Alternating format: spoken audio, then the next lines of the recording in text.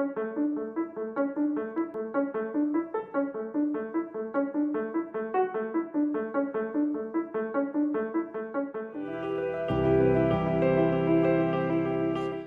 think about just the underlying emotional tone.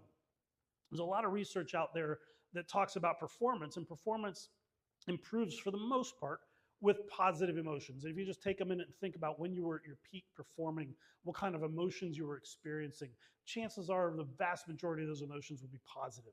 Now, for me, positive emotions are very simple. They're emotions that are productive for you. Negative emotions, on the other hand, are counterproductive. They're inhibiting. They hurt your performance, things like that.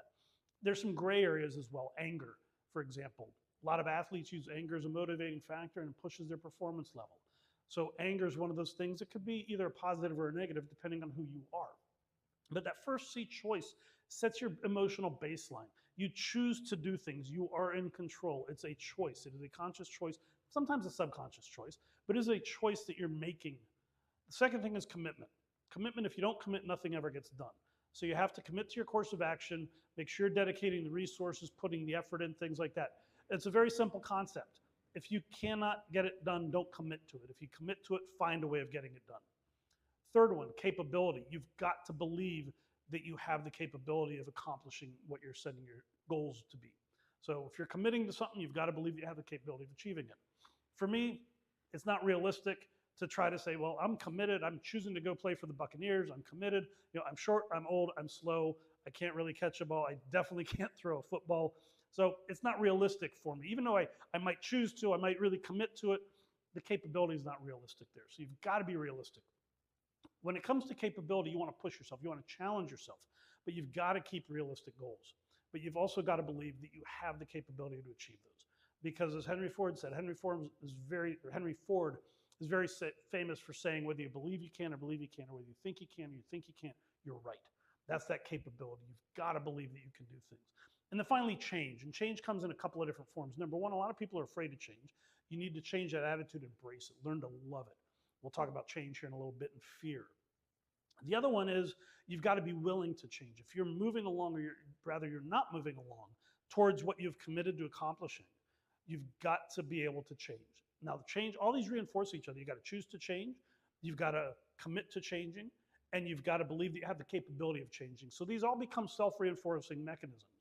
These are what I call the fundamental four. The transformational three are what really sets people apart. Number one, courage. You've got to be able to have courage in the face of adversity. Not everything in life is easy. A lot of people say the hardest things in life are also the best. You don't achieve the best things without going through adversity. So you've got to have the courage to be able to get through that adversity, to be able to push through. For me in my doctoral program, I faced a lot of adversity. They actually wanted me to leave the program, and I said no, and I had to fight to stay. But I was committed. I had made the choice. I knew I could do it. I had to change up things. My first dissertation proposal, I failed, and I didn't get through it. And I don't want to get into a big story about that, but I ended up, it forced me into a complete reset. So I had to change everything. But I had to have the courage to persist, or else I never would have gotten my doctorate. Challenge yourself. Always push your limits. That's where the growth occurs. And then finally, continuous learning. We're in a constant state of change out there, and the way you keep pace with that is by learning about it, by educating yourself. And we'll talk about how those relate to fear here in a little bit. So Napoleon Hill, there's a lot of people that have very similar phrases, but Napoleon Hill, very famous for saying, the body achieves what the mind believes. Again, speaks to the power of the mind. You've got to believe that you can do it. If you believe that you can, you'll find a way of accomplishing it. So when it comes to stress and anxiety, we've got to think about these concepts of choice and capability and commitment and change in that context. You got to believe that you have a choice in your response to stress. You've got to believe that you can change. This is going to be a real big issue, because if you go and do the same thing over and over again, you don't change your response, you keep getting stressed out, and you're not changing how you respond to that stress, you're going to continue to get stressed out. So you've got to have the choice. Number one, you got to choose to change your response. Number two, you've got to believe that you can change your response. Number three, you got to commit to making that change. Number four, you got to believe you have that capability of changing those responses. Learning, continuous learning. You've got to learn about different techniques, different responses, different ways in which you can manage or mitigate that stress. You've got to have that courage. Stress is not great. It's not pleasant to go through. You got to have the courage to persist. You've got to have the courage to be able to face it and say, yeah, I'm going to get through this. And then finally, you got to challenge yourself, because when you get stressed out, trying to change up your responses can be challenging. But challenge is where you're getting out of that comfort zone. That's where that growth is occurring. So you want to make sure that you're pushing yourself. And that by itself, that challenge is going to cause you to be stressed. But again, we want to focus on being on the backside of that curve that I showed you before we hit that inflection point. When it comes to reinforcing mindset, there's a bunch of ways in which we can do this. I prefer incantations. So if you come up with incantations, things like little phrases that you can repeat multiple times throughout the day. I choose to blank, and fill in the blank, right? Or when it comes to commitment, I'm fully committed to blank.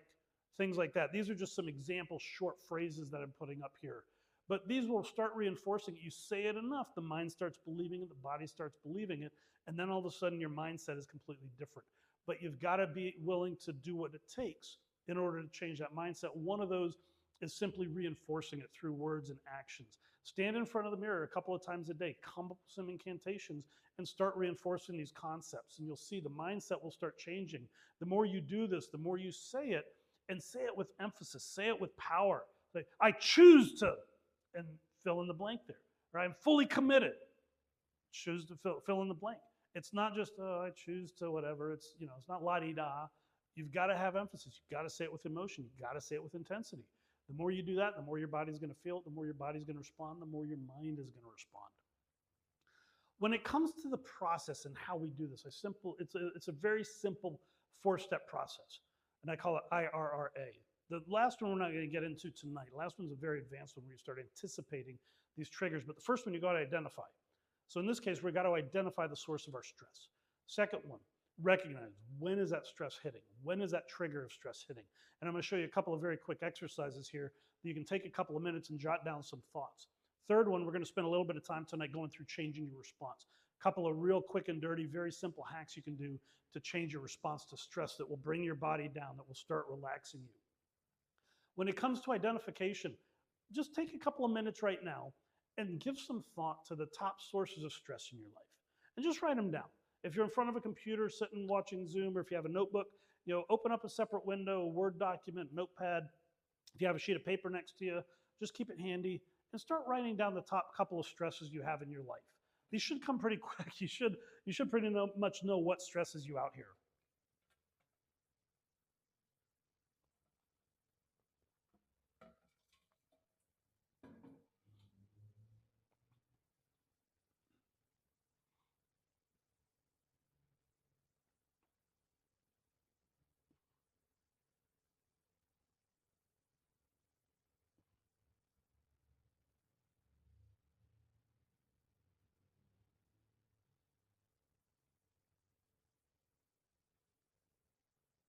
Hopefully at least have a couple of different ones. A lot of common ones: finances, time, spouses, kids, work, things like that. We'll talk about one of those here in a minute, talk about time here in a minute. But it's going to be a really good example of how if you change your mind, you can change how you view things. You can change your reality just by simply changing the way you think about it. But once we start identifying it, next step, it's that first thing: identify, recognize, respond. So the second step we're looking at is that recognition. We've got to recognize when that stress is triggered. So pick one of your stressors. Pick one of the stressors that you just wrote down and think about the last time it was triggered. What happened?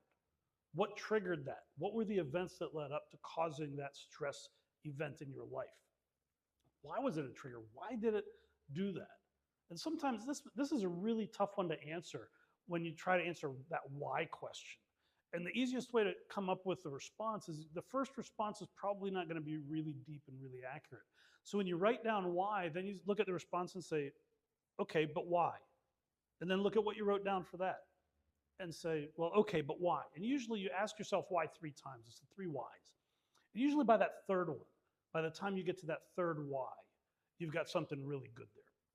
Next, think about the emotion that it created. In addition to stress, did it cause anger? Did it cause frustration?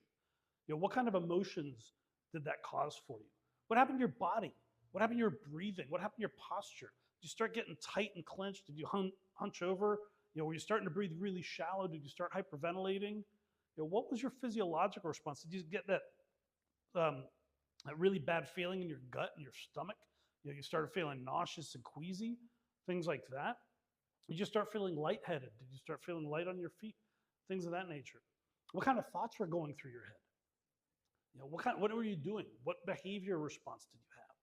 So take a couple of minutes and just write down, for one of those stress events, just write down some notes about what triggered it and basically how you reacted to that trigger.